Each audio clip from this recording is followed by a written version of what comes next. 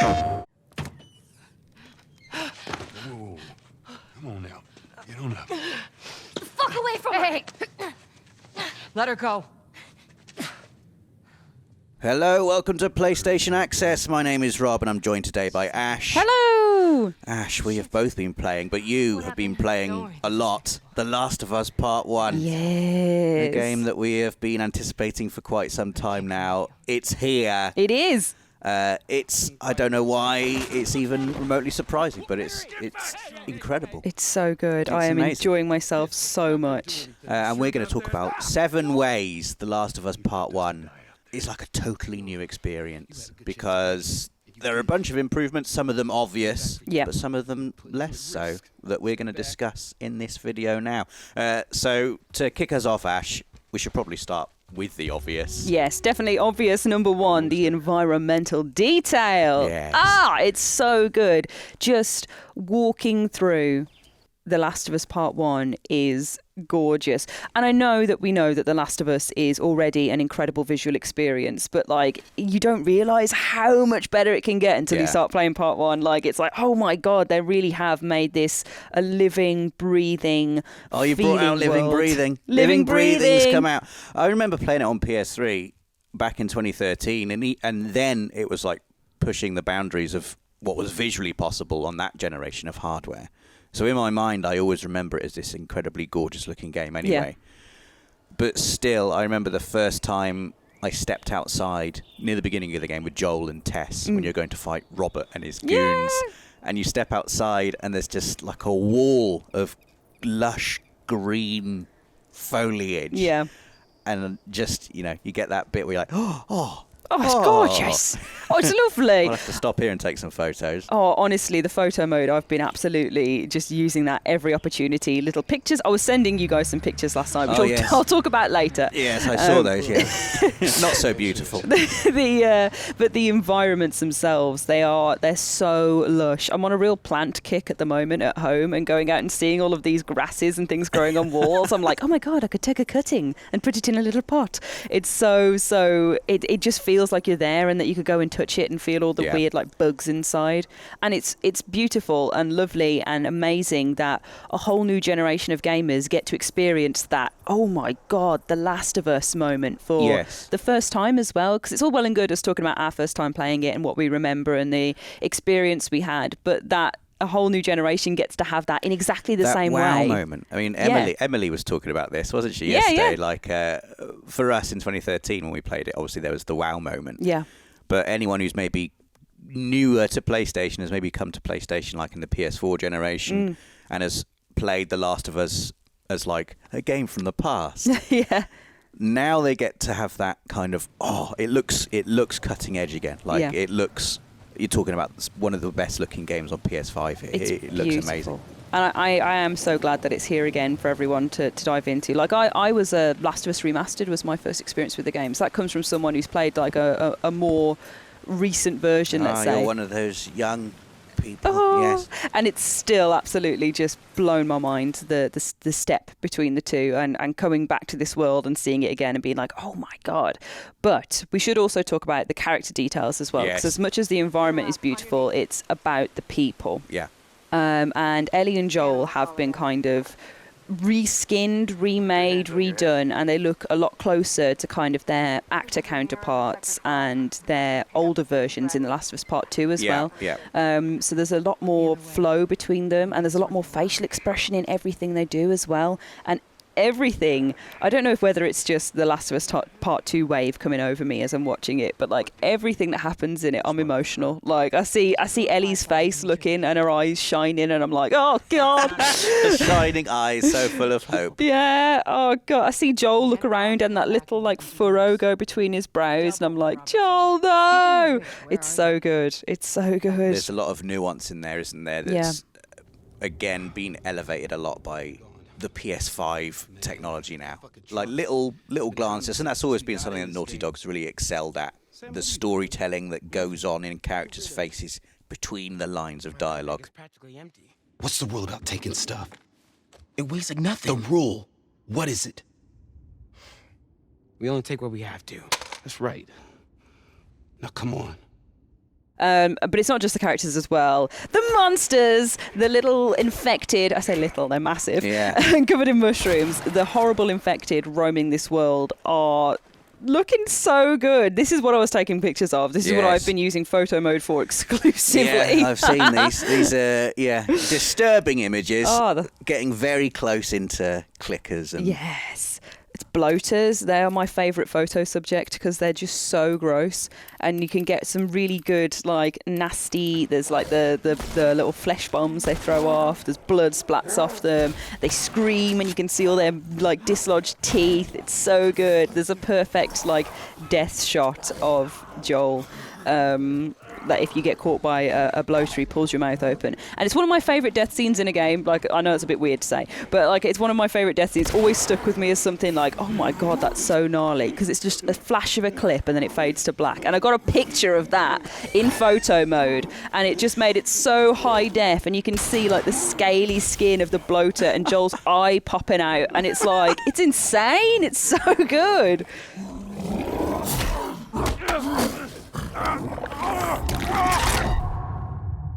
Speaking of combat and fighting infected, we're also going to talk about combat and AI changes for point number 3.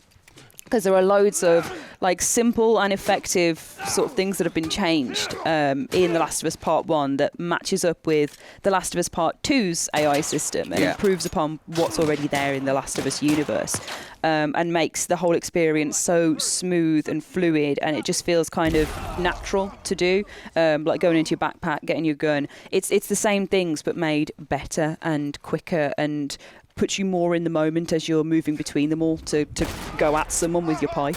But there's also like little touches as well, just when your characters are idle, which I've noticed. Yeah. And that's, again, a little bit of storytelling coming in, and it's all of these ingredients all combined together to make this one incredibly immersive package. Yeah. It felt amazing before in 2013, but now it's so compelling and so convincing, this world that has been created, that, you know, you just don't want to leave it. For sure, like the whole AI overhaul with the companions and the buddy system when you're in a fight as well, they have been programmed to kind of know where enemies are going to be and see things coming and kind of make assumptions and movements based on the environment a lot more. So they're always like going for the best cover and moving out behind things and flanking stuff, and it makes the whole thing feel like you're there, you're with Tess, you're with Ellie, you're with all these people. It's like, oh god, what's going to happen? I hope they're okay. And the other thing that kind of just I have to really just shout out is the chippables and breakables, where like you're running through a scene and everything's exploding, or you go off with your shotgun and blow something up and it all splinters into pieces. It's so satisfying. And is that the official word now? Chippables and breakables. Chippables and breakables. Yes, I am using the official words, but that's only because I have looked at it and gone, wow, that's cool, and then played it in the game and gone, wow, that's really cool. Like it actually does make such a difference to having a world that feels like you are smashing it up. Like you like being able to smash things, and you can in The Last of Us Part 1. Number 4. I also want to give a shout out to this whole new perspective thing that we've kind of brushed upon as we've gone through this talk, and really shout out how it feels to come back to this game after playing The Last of Us Part 2, because I think it is a whole new experience all over again. This is like the meat of it for me, and it's not just like the new perspective you get on this part of the story having played The Last of Us Part 2, but also there's such, it's been nearly a decade since The Last of Us came out, and for some people it will have been nearly a decade since they played the game, and that the sort of the emotional response, everyone's personal emotional response is going to have changed over that decade, dependent on what has happened in your life. Yeah. And like a really obvious thing is like, you know, when the first game, when it came out in 2013, I was not a dad, and now I am a dad. Yeah. So there's like a very obvious change there. But like everyone's situation is going to change over that 10-year period, and there's going to be like a different emotional response you get from the game.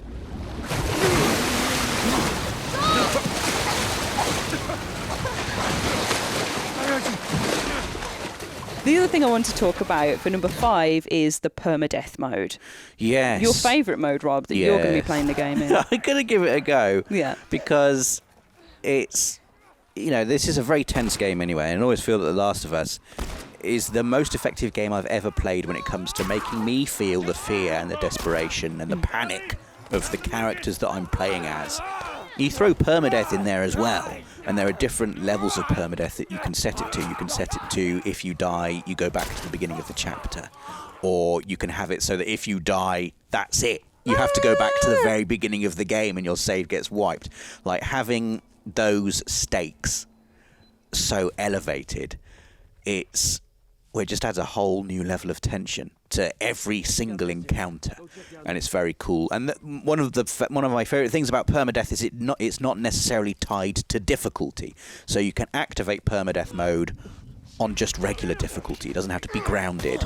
So you can tailor it to how you want to play it. You can play it on easy if you like, but still have it permadeath. Yeah. Then you can say you've done permadeath mode, can't you? Yes, just play you it on can. very light and be like, it's fine. It would still be tense though, right? Because Yeah. you're like, one mistake and it's over. Because then you think, oh, I'm on very light, I can just breeze through this, and then permadeath's locked in there. Yeah. It does add a whole new level of tension. Like, I have not been playing it on permadeath. I've been playing it just on the normal mode. But I've been imagining on permadeath. I've been imagining it. Pretend it's permadeath now. Yeah, like I'll go into a section and be like, right, any death here, I would count as like, oh my god, that's going to be the restart of the game. My god, it's tense. It's really, really good. Like it really ties into how the game feels as this stressful, claustrophobic experience when you're in combat. Combat isn't like, shoot. It's like, oh my god, what can I do to survive? What's the next strategic plan can I do? Which I love about The Last of Us. And permadeath really digs into that, into a new level that makes it so sublimely intense. There's also, in this section, I'm just going to shout out that the trophies don't have difficulty requirements anymore as well. Our next point, though, number 6, is about the accessibility features, which have also been added, that open the game up again to a whole new audience that might not have been able to experience it in the same way the first time around. So there's high contrast mode, which kind of shows the characters and the enemies in different colours that you can adjust and play through. And there's also impressively built-in audio description to every scene. Yeah, I was speaking to Matthew Gallant, the game director, in an interview that hopefully will be on the channel very soon. And he was really excited about this audio description stuff. Yeah. And they've been working with like a special company to sort of implement the audio description to The Last of Us Part 1. And it's just really cool. It's really cool that all these accessibility options are in there now, particularly because The Last of Us Part 2 was such a, it had some really groundbreaking accessibility options at the time. So there's going to be a whole load of people who have maybe played The Last of Us Part 2 but haven't experienced the story of The Last of Us Part 1, because when it came out in 2013, those accessibility options weren't there, and now they are. Yeah. So finally, the whole story of The Last of Us is going to be open to more players than ever before. The real thrust with The Last of Us Part 1 is that it's designed to include as many people as possible in this story. Like, it's taken it right back to the beginning. It's as fully realised as possible. It's as beautiful, intense, as detailed as possible, and now is open to all the gamers that want to be able to play it and can play it in a way that suits them best as well. So it's just a wonderful thing that they've implemented and really thought about in this release. All right, Ellie, start it up. And to round us off, Rob, number 7, we've got good old haptic feedback. Woo! Yes. The PS5 features. I mean, it always feels like a little... now let's talk about the haptic feedback. But genuinely, I don't think I'm ever going to get bored of discovering new ways that the DualSense wireless controller can make me feel like I'm just involved just a little bit more. Like putting on a bandage. And there's a bit where you like put the bandage on and you rip it off, and there's like a little that little tear that you feel. I mean, it's not like, big explosions and all that stuff, but that's, I think where the haptic feedback really shines is in those tiny little subtleties that just give you a little bit more immersion. But like the haptic feedback is incredible in weapons especially, and the adaptive triggers as well, like feeling the different weights of the weapons and how they kind of recoil, reloading, the bow having the adaptive trigger like snap back. so good. But my favourite part of all is the workbench animations of Joel fixing the guns and like tapping things and sawing things down, and like you get loads of different haptic feedbacks as he's doing it. That's the technical term, the haptic feedbacks. And you see him kind of how he adjusts a gun. The whole time I was watching it, it was like, is that how you would adjust a gun? I don't know how you make guns. Is that how you would adjust a gun? I'm sure it is. I'm sure it's very realistic. Yeah, it's so satisfying to watch. Like, I was really drawn into it. Like, I was saving up. I noticed I was saving up all my little bits of scrap and like nuts and bolts and everything just to load them up so I could watch Joel do a whole gun in one go and get all these different animations in to see what all the different bits he would do, because they're all different and they're all like really interesting. And I think that's drawn from The Last of Us Part 2, because Ellie does that with all of her weapons as well.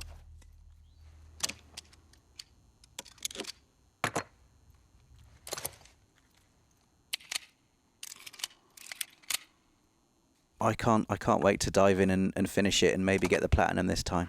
I'd like to see that. Yeah. I would like to see that. Maybe then we'll do grounded difficulty permadeath mode for a special stream. So I'll see how far we can get, which would be very exciting as well. But there are 7 ways that Last of Us Part 1 feels like a totally new experience, and it really does. It feels like a cutting-edge PS5 game, because that's precisely what it is. Looks beautiful, plays amazingly, and it's a story that we all know and love in its most impressive form ever, I think. Yeah. And you got to go play it. You got to go play it. It's out on September the 2nd. Please let us know in the comments if you're excited for The Last of Us Part 1 and if you're going to be picking it up. Give this video a like if you've enjoyed it, and please do subscribe and click the notification bell if you haven't already done so, to make sure you're always up to date with everything from the world of PlayStation. Bye!